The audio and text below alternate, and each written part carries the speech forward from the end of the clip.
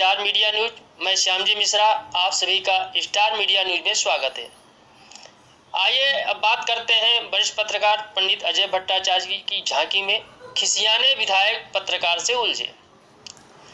5 साल पहले जिस सड़क का शिलान्यास इलाके के सांसद कर चुके हों, दोबारा उसी सड़क का शिलान्यास विधायक जी करने जाएं तो जनता को जो करना चाहिए वही हुआ। चूंकि बिहार में विधानसभा चुनाव की दुधुम्बी की आहट सुनी जा रही है, इसलिए काम न करने वाले विधायकों और मंत्रियों को जनता के गुस्से का निशाना बनना पड़ रहा है। चुनाव जीतने के बाद लोगों की सुध नहीं लेने वाले जनप्रतिनिधि वोट की आस लिए क्षेत्र में पहुंच रहे हैं तो उन्हें खदेड़ दिया जा रहा है। संजय सरावगी सत्ता में साझीदार भारतीय जनता पार्टी के विधायक हैं।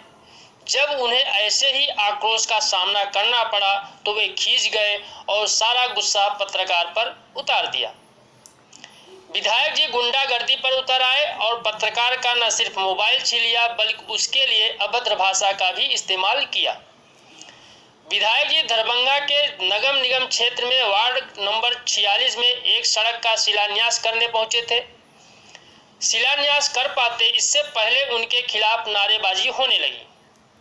लोगों के भयंकर गुस्से को देखकर तिलमिलाए विधायक जी पत्रकारों से ही उलझ पड़े। विधायक जी उसी सड़क का शिलान्यास करने पहुंचे थे जिसका शिलान्यास पिछले चुनाव में भाजपा सांसद कर चुके थे।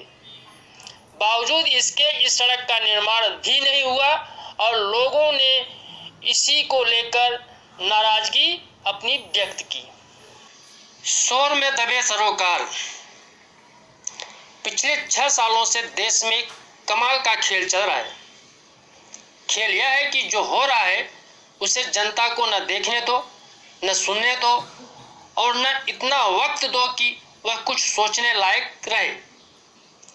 इसलिए जब सोशल मीडिया पर आप कोई विषय, घटना, व्यक्ति, संदर्भ को लेकर अतिरंजना से भरी हलचल देखें, सुने, तब निश्चित मानिए कि देश की जनता की आंखों, कानों, मस्तिष्क को बहकाकर सरकार अपनी नाकामी छिपाने की कोशिश में है। महाराष्ट्र की राजनीति में एक फिल्म अभिनेता की मौत के बहाने प्रदेश की सत्ता के शीर्ष पर स्थापित परिवार को लपेटने की कोशिश की गई। 3 केंद्रीय एजेंसियां जब उस परिवार तक न पहुंच सकी तब एक अभिनेत्री की आड़ में राजनीति की दूसरी चाल चली गई और जी भरकर उस अभिनेत्री के मुंह से दिल्ली शाही की आवाज सुनाई गई। इस बीच वे सभी खबरें गायब हो गई या कर दी गई जो केंद्र सरकार के कामकाज पर सवाल करती रही हैं। पापराजी बन चुके चैनलिया पत्रकार आकाओं के इशारे पर मृत अभिनेता की प्रेमिका का पीछे करते रहे, पल पल की खबरें परोसते रहे और जब वह जेल चली गई तब दिल्ली के तर्कस से दूसरा तीर चला और हर कैमरा उस तीर को कैद करने में जुट गया। अब इस शोर के पीछे दबी आवाज सुनिए। पिछले शनिवार यानी 5 सितंबर को देश के बेरोजगार सड़कों पर ताली थाली संग ढोल मजीरे लिए प्रदर्शन कर रहे थे, मगर मजाल कोई चैनल या चतुर इस पर खबर दिखाता या सरकार से सवाल करता। युवाओं ने, छात्रों ने 5 बजे 5 मिनट थाली ताली बजाकर सरकार को जगाने की कोशिश की, लेकिन इनके इस कार्यक्रम को मुख्य धारा का मीडिया का समर्थन नहीं मिल पाया। छात्रों ने रोजगार के लिए अपनी छतों पर सोशल डिस्टेंस के साथ ताली थाली इसलिए बजाई कि सरकार लोगों के जरूरी मुद्दों पर ध्यान दे, छात्रों के रोजगार पर ध्यान दे। आपको बिल्कुल अजीब नहीं लगता कि जब देश में युवा अपने हक को लेकर आवाज उठा रहे हैं, रोजगार को लेकर सवाल उठा रहे हैं और उसी क्रम से ताली व थाली बजाकर सरकार को जगाने की कोशिश कर रहे हैं, तब मुख्य धारा की मीडिया में इस खबर को जगह नहीं मिल पाई। देश में कोरोना वायरस के मामले भी लगातार बढ़ रहे हैं और मामलों की संख्या अब इतनी बढ़ गई है कि 40 लाख से कोरोना वायरस संक्रमित मरीजों की संख्या पार निकल गई है और संख्या भी लगातार तेजी से बढ़ रही है। ब्राजील में और भारत में कोरोना वायरस संक्रमित मरीजों की संख्या में अब ज्यादा फर्क नहीं बचा हुआ है। लेकिन फिर भी मीडिया में कोरोना वायरस को लेकर बहस नदारद है। ट्विटर पर आपको ऐसे बहुत सारे वीडियो मिल जाएंगे जिसमें युवा छात्र अपने रोजगार को लेकर, नौकरी को लेकर ताली व थाली बजाकर प्रदर्शन करते दिखेंगे। इसी सोमवार व मंगलवार को जब देश के सामने सबसे बड़ा मुद्दा बनाकर एक और अभिनेत्री को महाराष्ट्र सरकार के सामने ललकारते हुए परोसा जा रहा था, तब उसी दरमियान सरकारी तेल भारत पेट्रोलियम की 15 यूनियनों से जुड़े करीब 4,800 कर्मचारियों ने 48 घंटे की हड़ताल का आयोजन किया। कंपनी के एक कर्मचारी मुंबई और कोच्चि स्थित रिफाइनरियों से जुड़े थे, जो सोमवार और मंगलवार को हड़ताल पर चले गए थे। इस हड़ताल के चलते कंपनी के एलपीजी प्लांट और मार्केटिंग डिपो को भी बंद करने पड़े थे। कहीं किसी चैनल पर चर्चा नहीं हुई। इन कर्मचारियों की आरोप है कि सरकार ने जून 2020 के बाद कंपनी मैनेजमेंट को 10 साल के कॉन्ट्रैक्ट सेवा की समीक्षा करने का अधिकार दिया है। इसकी मदद से जो भी प्राइवेट मैनेजमेंट कंपनी को अपने अधिकार में लेगा, वह श्रमिकों के सेवा की शर्तों में संशोधन करेगा।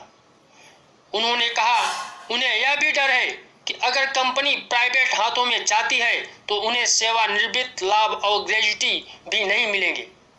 उल्टे निजीकरण के पक्ष में इतने तर्क सोशल मीडिया पर चस्पा कर दिए गए जैसे सरकारी मशीनरी बिल्कुल बेकार हो। यह मशीनरी दुरुस्त करने की बजाय सरकार देश की संपत्तियों को एक प्राइवेट लिमिटेड कंपनी की तरह बेचने में लग गई है और देश हित में मुख्य धारा का मीडिया मौन है। इसलिए यूपी और बिहार में बुधवार की रात 9:09 सत्ता के खिलाफ जले दिए चैनलों पर रोशन नहीं हो सके, क्योंकि मुंबई में खाली राम मंदिर टूट गया था, मीडिया को उस पर विलाप करना था। अब सवाल यह है कि दिल्ली शाही ने नया चेहरा क्यों परोसा। इसके लिए सोशल मीडिया पर चस्पा यह टिप्पणी पढ़िए। वो अटल बिहारी वाजपेयी, लालकृष्ण आडवाणी, केसी सुदर्शन, अशोक सिंघल, प्रवीण तोगड़िया का दौर था। भाजपा रथ पर सवार होकर धर्म की राजनीति कर रही थी, सो भगवा वस्त्रधारी साधियों की तूती बोला करती थी। अब नरेंद्र मोदी, अमित शाह और मोहन भागवत का वक्त है। भाजपा ग्लैमर और आधुनिकता के दौर में प्रवेश कर चुकी है। राम जन्मभूमि का मसला जैसे तैसे हल हो गया है, वैसे भी राम भक्तों की पीढ़ी बुढ़ा गई है। अब जमाना है मोदी भक्तों का।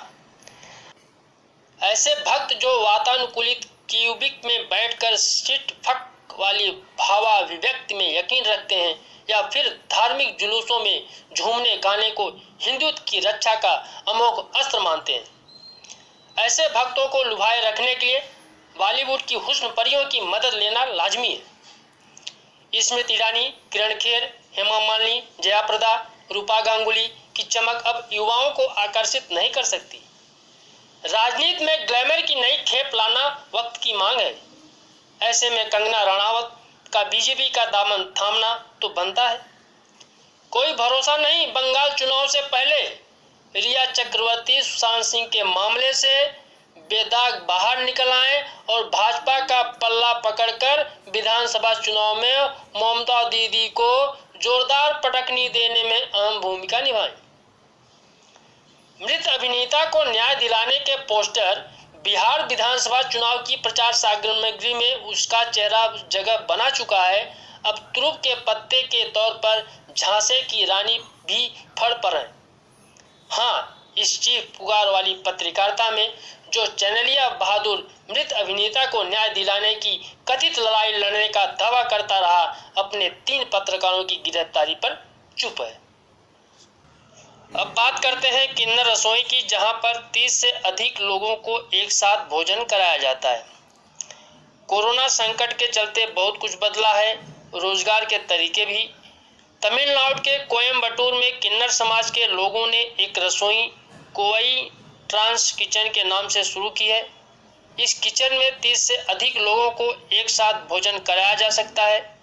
लॉकडाउन के चलते किन्नरों की रोजी रोटी को बड़ा झटका लगा, जिसके बाद इस सामूहिक किचन की पहल की गई। इस किचन में न सिर्फ लोगों को भोजन कराया जाता है बल्कि नियत जगह पर खाना पहुंचाने का भी काम किया जाता है। कोयम्बटूर ट्रांसजेंडर एसोसिएशन की अध्यक्ष संगीता के अनुसार इस किचन के अलावा हमारी संस्था ने एक और किचन खोलने की सोची है। यह बहुत ज़रूरी है कि हमारे समाज के लोग भीख मांगना छोड़ आत्मनिर्भर बने। संगीता खुद लंबे अरसे से किचन चला रही हैं। किचन शुरू करने में सबसे बड़ी समस्या जगह की थी। कोई भी किन्नर को किराए पर जगह नहीं देना चाहता था। जहां चाह वहां राह निकल ही आती है और वकीलों की मदद के जरिए किचन की जगह मिल गई। तमिलनाडु में अपने आप में इकलौता किचन है जहां किचन में काम करने वाले लोग प्रशिक्षित हैं। वे जल्द ही एक अन्य शाखा भी खोलेंगे। इस काम में उन्हें स्थानीय लोगों से बहुत अच्छी प्रतिक्रिया मिल रही है। अब बात करते हैं मध्य प्रदेश की, जहां चुनाव प्रचार के लिए एक किसान के खेत को हेलीपैड बनाने के लिए कब्जा कर लिया। जी हाँ दोस्तों, रामकिशोर सिंह तोमर समझ नहीं पा रहे हैं कि जिस खेत को उन्होंने सरसों उगाने के लिए जुतवाया था अब उसको दोबारा कैसे जुतवाएं। चुनाव के रंग में रंगी सरकार की पुलिस ने उनके खेत में रातों रात हेलीपैड बनवा दिया है। इसलिए मुख्यमंत्री शिवराज सिंह और ज्योतिरादित्य सिंधिया की दिमनी विधानसभा का एक जनसभा कार्यक्रम विवादों के घेरे में आ गया है। कार्यक्रम स्थल वाले खेत मालिक किसान रामकिशोर सिंह तोमर ने प्रशासन पर गंभीर आरोप लगाया है कि मुख्यमंत्री का सभा स्थल उसकी सहमति के बिना ही उसके खेत पर बना दिया गया। सभा स्थल के लिए खेत की मेड़ को भी मिटा दिया गया है और इस पूरे मामले में आपत्ति जताने पर किसान पर पुलिस से झूठे केस लगवाने की धमकी भी दी गई। यह खबर दिखाने जाने तक रामकिशोर अपने घर नहीं गए हैं। वे वहीं उसी खेत पर डेरा डालकर जब तक उसे न्याय नहीं मिलेगा वहीं बैठने की जिद पकड़ लिए हैं। मध्य प्रदेश में 27 विधानसभा सीटों पर होने वाले उपचुनाव के लिए भाजपा के सभी नेता जोर शोर से मेहनत में जुट गए हैं। इससे पहले सरकार में मंत्री बने तुलसीराम सिलावट अपने क्षेत्र में नर्मदा जल कलश यात्रा में कोरोना संबंधी नियमों की अवहेलना के चलते विवादों में फंस चुके हैं। पुलिस ने इस सिलसिले में 3 रिपोर्ट दर्ज की है। अब बात करते हैं ऐसे मालिक का जिन्होंने कोरोना काल में भी अपने कर्मचारियों को बेरोजगार नहीं होने दिया। कोरोना संकट के चलते जहां लोग बेरोजगारी से जूझ रहे हैं, तब तमिलनाडु के कोयम्बटूर के एक मिल मालिक ने अपने एक भी मजदूर को बेरोजगार नहीं किया। केपीआर मिल्स के मालिक केपी रामास्वामी की कंपनी में कुल 22,000 कर्मचारी हैं, जिनमें 17,500 प्रवासी हैं। वे अंडरवियर बनियान बनाते हैं। भारत ही नहीं दुनिया की बड़ी कंपनियां उनसे माल बनवाती है। रामास्वामी ने 17,500 प्रवासी कर्मचारियों को 4,500 लोकल निकट के अपने घर पर रहे अपनी फैक्ट्री के ही स्टॉलों में ठहरने को कह दिया और कहा कि जब तक भी लॉकडाउन चलेगा तुम लोग चिंता मत करो, तुम्हारा सारा खाना पीना ठहरना यहाँ तक कि मोबाइल की चार्जिंग भी मेरी तरफ से मुफ्त। उन्होंने प्रति कर्मचारी 13,500 रुपये मासिक खर्च वहन किया। एक भी आदमी की एक भी दिन की मजदूरी भी नहीं काटी। इस नुकसान को सहन करने की बाबत रामास्वामी कहते हैं कि एक तो यह मेरी नैतिक जिम्मेदारी थी कि मैं इनको बेरोजगार ना करूं। आखिर मुझे इतना बड़ा बनाने में इन्हीं लोगों का ही तो हाथ है। फिर मुझे यह भी था कि लॉकडाउन के बाद मुझे भी कुशल कर्मचारी नहीं मिलेंगे। जो भी हो मैंने कर्तव्य निभाया है। दोस्तों, अगर यह न्यूज़ अच्छी लगी हो तो प्लीज़ इस चैनल को सब्सक्राइब करें और बेल आइकन बटन जरूर दबाएं, जिससे आपको हमेशा न्यूज़ अपडेट मिलता रहे। बहुत बहुत धन्यवाद।